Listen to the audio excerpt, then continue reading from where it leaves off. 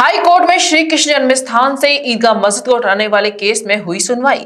सोमवार को Prayagraj high court में श्री कृष्ण जन्मस्थान से ईदगाह मस्जिद को हटाने वाले केस में सुनवाई हुई। सूट नंबर 17 और सूट नंबर 7 में बहस नहीं हो पाई है और सभी वादों में बहस हो चुकी है। मुस्लिम पक्ष की तरफ से एडवोकेट तस्लीम अहमदी ने बहस की। 7 और 11 पर मुस्लिम पक्ष की बहस लगभग पूरी हो चुकी है। पिछली डेट पर हिंदू पक्ष की बहस जारी थी। हिंदू पक्ष की तरफ से अधिवक्ताओं ने 7 रूल 11 पर जवाब दिया। हिंदू पक्ष की तरफ से एडवोकेट द्वारा न्यायालय से अनुरोध किया गया है कि बहस को हिंदी में किया जाए, क्योंकि अधिकांश सनातन हिंदू और मुस्लिम भाई हिंदी जानते हैं, इसलिए बहस को हिंदी में किया जाए। हिंदू पक्ष की तरफ से एडवोकेट सत्यवीर सिंह के अनुरोध पर मीना मस्जिद के सूट नंबर 8 को मथुरा ट्रांसफर कर दिया गया है। अन्य सभी केस प्रयागराज हाई कोर्ट में ही चलेंगे। मुस्लिम पक्ष पूजा उपासना अधिनियम 1991 के बहाने इस मामले को टलकाने का प्रयास करता है, लेकिन हिंदू पक्ष चाहता है कि सुनवाई जल्द से जल्द हो और मस्जिद में सर्वे का ऑर्डर हो, जिससे दूध का दूध और पानी का पानी हो जाए। न्यायालय ने दोनों पक्षों को सुना और सुनने के बाद अगली सुनवाई के लिए 30 अप्रैल की डेट लगा दी है। हिंदू पक्ष ने प्राचीन मंदिर के साक्ष्य न्यायालय में जमा कर दिए और मुस्लिम पक्ष की तरफ से भी दलील दी गई है। श्री कृष्ण जन्मभूमि मंदिर का केस लड़ रहे दिनेश शर्मा ने कहा कि लोगों ने पहले ही प्राचीन मंदिर के साक्ष्य न्यायालय में जमा कर दिए हैं। पुरानी नकल, खसरा खतौनी की नकल, बिजली का बिल, रेलवे का मुआवजा और जो जमीन की रजिस्ट्री जो कि मदन मोहन मालवीय आदि के नाम थी, वह भी न्यायालय में जमा की जा चुकी है। आज हाईकोर्ट में श्री कृष्ण जन्मस्थान से ईदगाह मस्जिद को हटाने वाले केस में सुनवाई हुई। सुनवाई के दौरान हिंदू पक्ष और मुस्लिम पक्ष के वक्ताओं के मध्य में बहस हुई।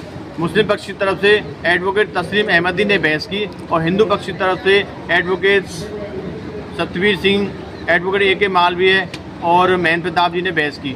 हिंदू पक्ष ने मांग की कि न्यायालय में हिंदी में भी बहस की जाए, क्योंकि अधिकांशतः मुस्लिम आबादी के लोग और हिंदू आबादी के लोग हिंदी ज़्यादा जानते हैं। तो माननीय न्यायालय में हिंदी के लिए अनुरोध किया गया। और सूट नंबर 8 में भी न्यायालय में एडवोकेट सत्यवीर सिंह जी ने अनुरोध किया कि इस केस को मथुरा ट्रांसफ़र किया जाए। इस पर माननीय न्यायालय ने मीना मस्जिद को हटाने वाले केस सूट नंबर 8 को मथुरा ट्रांसफ़र कर दिया है।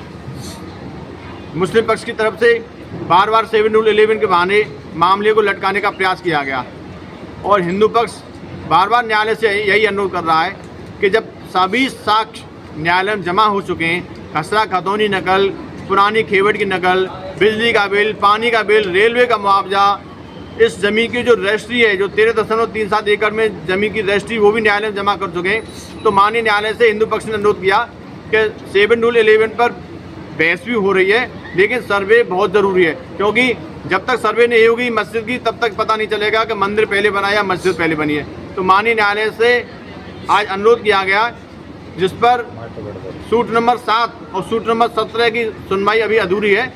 सूट नंबर 7 और 17 में बहस पूरी नहीं हो चुकी है हुई है, इसलिए माननीय न्यायालय ने अब अगली सुनवाई के लिए 30 अप्रैल की डेट लगा दी है। अब आने वाले समय में 30 अप्रैल को जो भी बहस अधूरी रहेगी उस पर सुनवाई होगी। GL Bajaj Institute of Technology and Management, Greater Noida, where academic excellence meets innovation. GL Bajaj has become the first private engineering college in Uttar Pradesh to get NAC A+ in first cycle. Our campus is equipped with state-of-the-art infrastructure, top-notch facilities, modern classrooms, cutting-edge labs, and comfortable living spaces, ensuring a facilitative environment. From timeless classics to the latest research journals, engross yourself in the treasure of knowledge in the world-class library.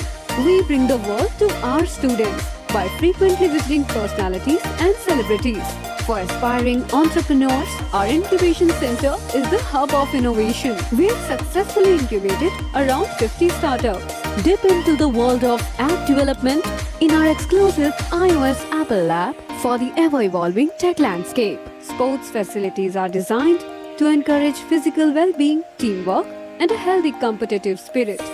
GL Bajaj opens doors to global opportunities with international collaborations. Students express their talents and passions at cultural and technical fests. Undertake your educational journey at GL Bajaj, where every day is an opportunity to learn and grow.